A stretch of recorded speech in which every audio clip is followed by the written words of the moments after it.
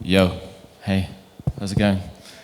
How can we provide better on-chain yields? We can't. Pack your things and go home. Just kidding, actually, these guys might be able to do it. So, my name is Seraphim. I used to do growth at Ethena, Lido. I used to be at Goldman back in the day. I realized TradFi is evil, so I went to DeFi. But guys, I'd love you to introduce yourselves and tell us about your product.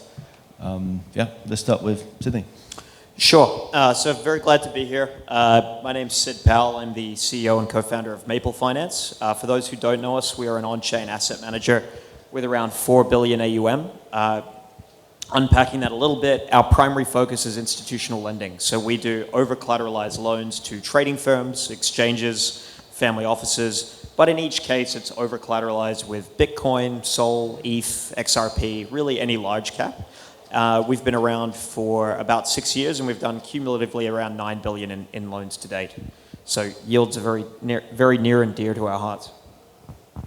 Hi everyone, my name is TK. I'm the co-founder and CEO of Theo, and we're a full-stack RWA platform with a focus on building the most liquid RWAs on-chain. And so me and my two co-founders have a trading background.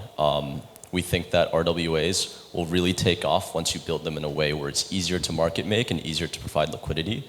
And so that's what we're focused on right now. We currently have around $130 million in TVL, mostly on-chain. And yeah, happy to be here. Hi everyone. Thanks for it's great being on the stage with these guys. So I'm Behrin, founder of Neutrl. We're building out an OTC synthetic dollar where we tap into discounted token yields. I think it's probably the only yield that is probably asymmetric and hasn't been done on-chain yet. We're currently running about just over $55 million privately, earning over 30% real trading yield. We'll be public in the next couple of weeks, hopefully after this. Cool, thank you. So we can start out with just a general trend. Obviously, DeFi has changed over the years. 5 years ago, it was all about permissionlessness, decentralization. But nowadays, it's obviously quite institutional, and there's nothing wrong with that. I'm just curious, from your personal perspective, how has the philosophy around product building changed over the years with these changes happening in DeFi? Changes with it becoming more institutional? Yeah, what's your philosophy generally around product building in this somewhat more institutional kind of DeFi? Yeah. No, good question. I think, funnily enough, as the space has become more institutional, I think actually DeFi and institutional have kind of blended a little bit more. If you look at our own trajectory, we used to have permissionless lending and yield pools back in 2021 and 2022. Then we started doing more permissioned stuff at the end of 2023 and into 2024. But we really hit sort of more resurgent growth once we went back to offering permissionless products again, which I think people are now more comfortable doing in the current regulatory environment. But my philosophy around the products that we release would be that you have to have kind of permissionless distribution to really hit scale. I think you need it in order to have composability and interoperability. So in our case, that could be, having your yield-bearing token able to be used as collateral in a borrowing protocol, whether it's an Aave or a Morpho or an Euler or a Spark, or allowing interest rates to be fixed, which I think Ethena has had a lot of success with Pendle. We've also had a pretty strong partnership with Pendle. But I think in that sense, really all those use cases are unlocked by the permissionless distribution. Yeah, I would agree with a lot of what Sidney just said. I think another component that I would add is just trust. I think last cycle, there were a lot of folks, a lot of family offices who deployed money into DeFi and into things that were on-chain, and they got burned pretty badly. And so I think this time around, transparency is almost more important, and if not transparency, at least having a very strong basis of trust is huge. And I think that's a lot of what these institutions actually provide is like their credibility when they come on-chain and they're issuing assets on-chain. I think it adds a lot of reputation and a lot of sort of trust to these products, which makes it easier for capital deployers to allocate into. Yeah, I do agree with most, but I think what has fundamentally changed has been due to I mean, like Seraphim was very early at Ethena. Athena's changed the entire game, right? If you go back to early, I was an early DeFi yield farm. I left TradFi and JP Morgan in like 2020 around DeFi summer. Everything was around on-chain transparency. Realistically, you can't get to scale on most of the yields, right? If you're running everything on-chain, it needs to be with sexes, it needs to be with institutions like a privately, and it comes down to trust, but it comes down to a different level of trust. It's like, what can the protocol do to make a user believe that they are paying out the yield, that they have it? But it's no longer the same as early DeFi. I think now we have players coming in. We've been waiting for 7 years for TradFi to come in. They're finally coming in. They're not even in fully yet. And I think a lot of it is really been due to Ethena. And if you had to look across DeFi now, it's in a good place, but most of it is still like Athena's TVL, right? It's USDE on Pendle, on Aave, on Morpho, on Euler. And that's something that nobody would have aped 4 years ago, especially after Terra Luna. And I think it's just a different place, and it's a more exciting time that we're in now. Yeah, agreed. I think the reason it worked out this cycle is because a lot more institutional rails went live, like custodians, for example. That was a big value add to DeFi. So it seems like we're meeting somewhere in the middle now between CeFi and DeFi, but DeFi is definitely a value add because of, because people trusted more. So. Yeah, and the liquidity. Yeah. So we're obviously in Asia, and I'm sure you guys know a lot of the TVL, the total value locked in DeFi is from Asia. So it's from China, Hong Kong, Singapore, Seoul. So I guess my question is, how do you plan to attract that capital? Is there a specific playbook for this region or not? Just curious, what's your thinking here? I think, as we've tried to adapt some of our products for the Asia Pacific audience, what we've found is they really like short duration, a lot of secondary, like a lot of ability to exit positions quickly if they need to. I think that kind of comes with the conservative, the conservative way they like to manage their portfolios. So what we try to do is introduce secondary liquidity. So we have, our yield-bearing token has, Uniswap pairs and other secondary markets. I think they're very conservative in liking strong collateralization and kind of reserves behind the yield products on chain. So those are a couple of things we've tried to emphasize. But then I think you really need to have kind of distribution and partnerships with a lot of the whale communities locally, whether it's groups like Benmo and others. I think they have built really strong local networks. And so as we try and go to market in Asia, we're usually doing it in partnership with groups like these. Yeah, I think that, again, I would like to highlight trust when it comes to this. I think when you speak to these Asian family offices, at least from the conversations that we've had, they care a lot about the risk management. And so rather than maximizing the yield per se, they want to know that their money is really, really safe. And in order to do that, I think you have to be very good with the sales and the distribution and the education around the products that you have. In addition to that, I think kind of embedding yourself into these communities more natively is really important. So having dedicated teams that can be sort of on the grounds in these countries has, for us at least, been a huge thing. So. Yeah, I think we're a bit in a different phase now. We're not fully public yet, but largely the background is a lot of the Asian communities and syndicates do love yield. They do love real yield and sometimes even a higher yield than you can get elsewhere.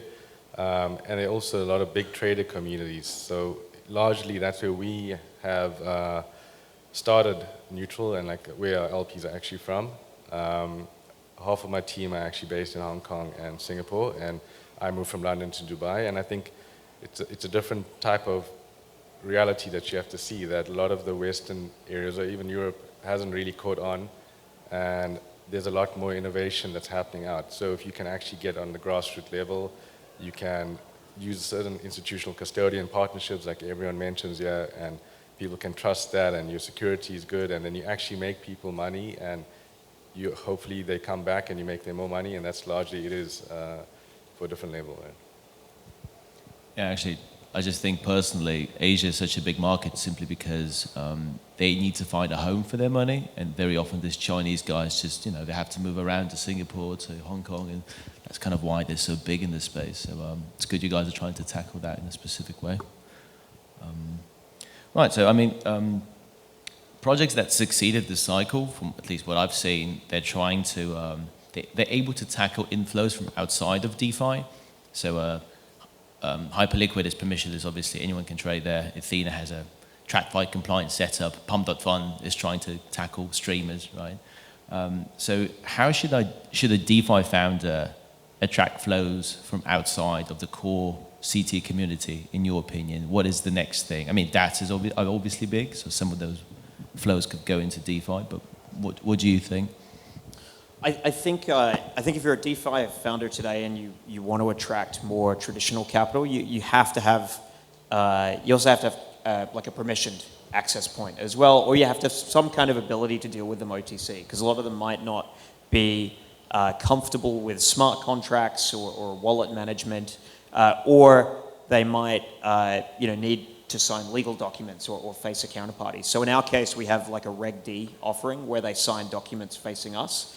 And then, of course, we have the much larger Syrup USD offering, which is the permissionless one. But we have the institutional permission one, so they can have a document, they can have a counterparty they have to face. Their auditors have somebody who they can talk to if they need to, complete the mundane stuff like accounting and kind of tax reporting.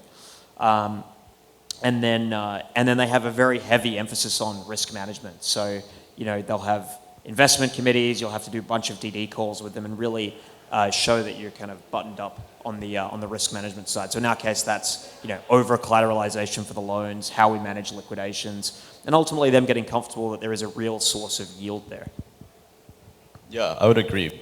Definitely have a setup that these sort of flows from outside of CT, especially institutional people, are comfortable with.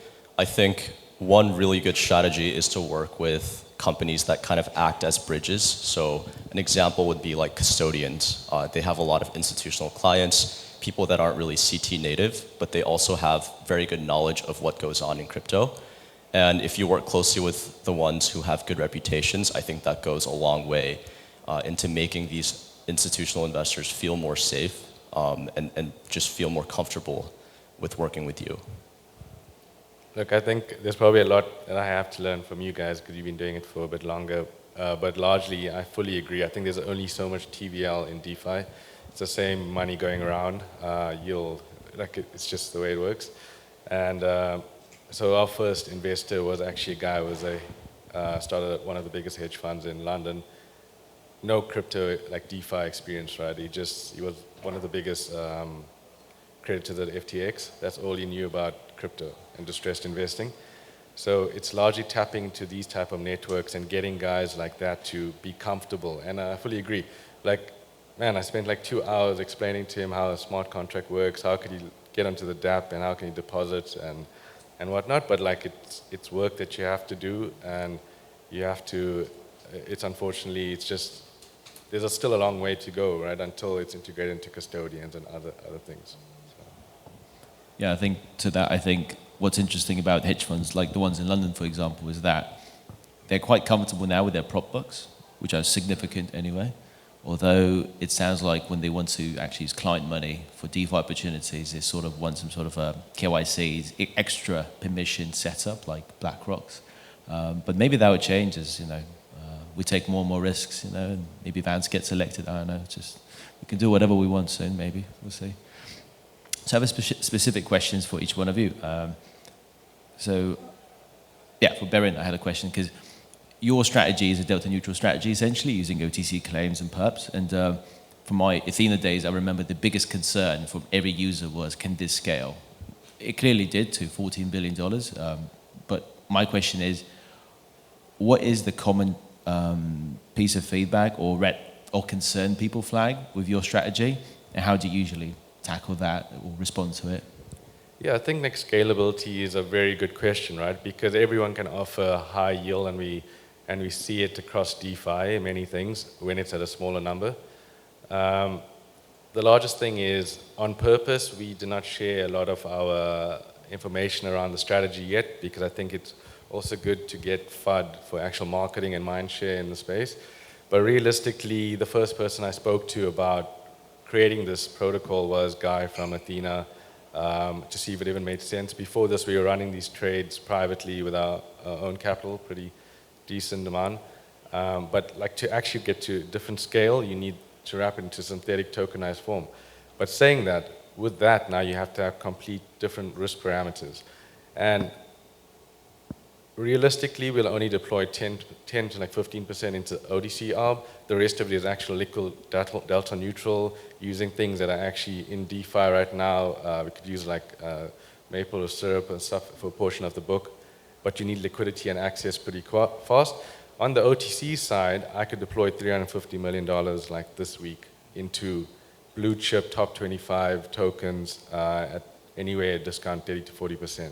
And then we short the perps across Binance, Bybit, OKX, Coinbase International, all off-exchange settlement. So I'm not too concerned on the actual supply side, and I think that's why when you actually see the ability of how this trade, how sustainable it is, because realistically, there's not enough capital in the space for altcoins. That's why there's all these DATs that have raised money. A lot of them are already deployed and the price is already going back down. There's $55 billion in unlocks right now in the next 2 years of top 100 tokens. That drives a lot of OTC supply that you can actually choose. So. Got it. I have a question for Sidney. So you have 3 core products. From what I've seen, there's a high yield strategy, there's a blue chip strategy and BTC strategy. I think the high yield's the more in-demand one, right? It's got $500 million at least, I think. Yeah. High yield is which is paying out, 10%. Yeah.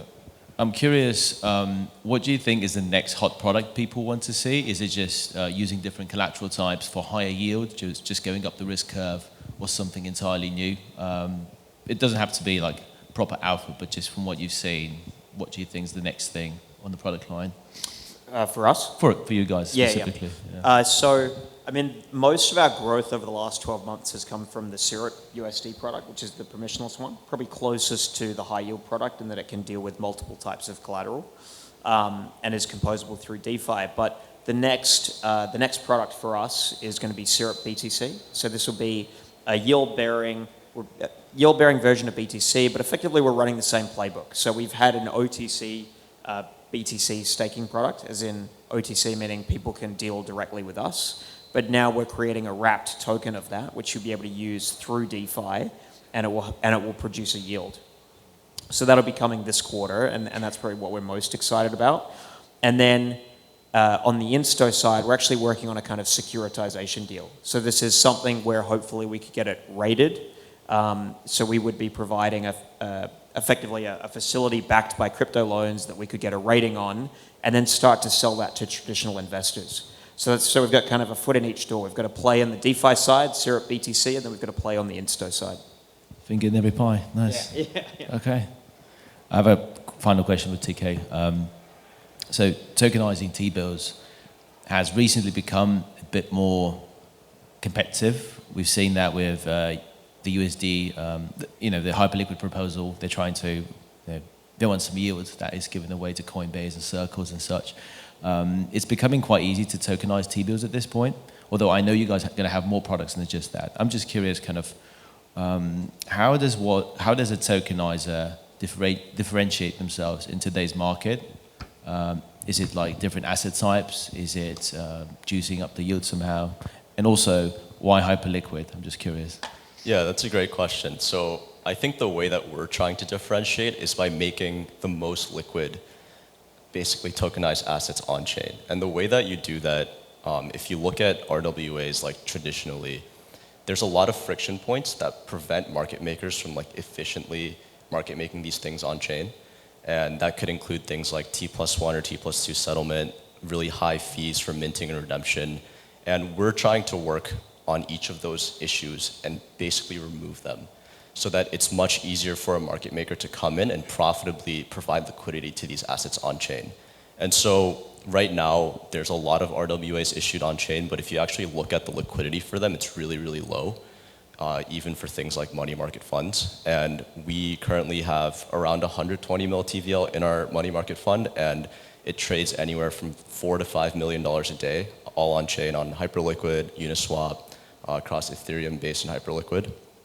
And I think that's kind of the first step, is we wanted to prove out this model with something as simple as a money market fund.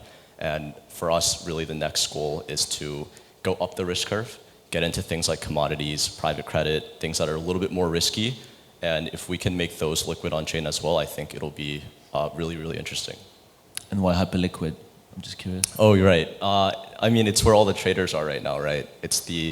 I think it's the best community if you want to focus on anything that's related to trading activity and volume. There's just so many people who naturally use Hyperliquid. And for us, we've been big believers since day one, really. And we want to continue building on it. Cool. Okay. Thanks very much, guys. This was great. Thanks for having us. Thank you.